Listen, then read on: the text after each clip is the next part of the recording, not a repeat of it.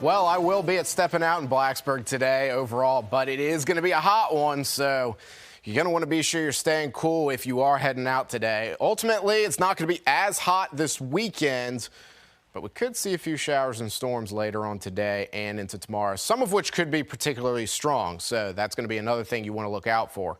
But the heat's going to be the big thing to start out with. So you can see today, temperatures about 95 overall for our area, a little bit cooler in the New River Valley. But you could see really where these upper level winds start to go into our area. That's going to cool us down a little bit as we head into tomorrow. As you can see, we drop down to 90. So about where we should be on average, down to 88 on Sunday. But then we slowly creep back up on Monday. So overall, the heat's not going anywhere. Today, at least. Tomorrow and Sunday, a little cooler. But today, it's still going to be hot and humid. That's going to fuel our chances for showers and thunderstorms later in the day, some of which could be a little bit stronger.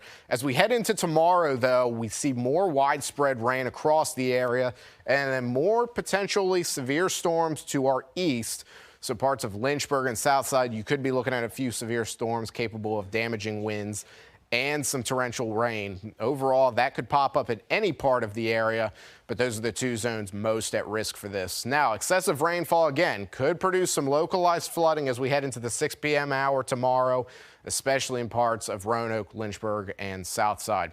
Now, taking a look at the risks, again, wind damage and localized flooding, the two biggest risks. Not really concerned about large hail. You could see a few small pieces of hail in some of those more severe storms, but nothing severe, and then not worried about tornadoes whatsoever.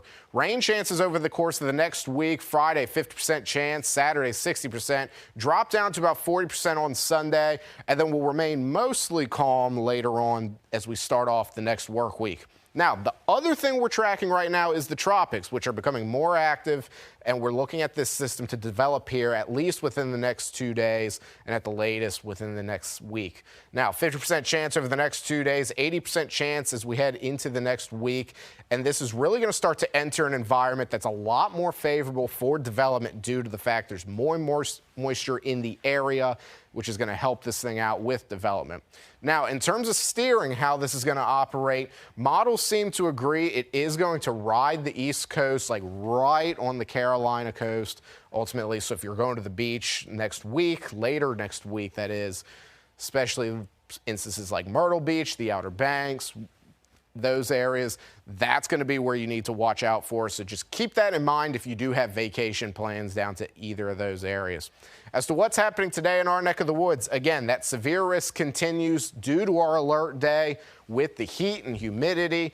And then as we head into the weekend, we'll cool down just a little bit, but with still widespread rain across the area.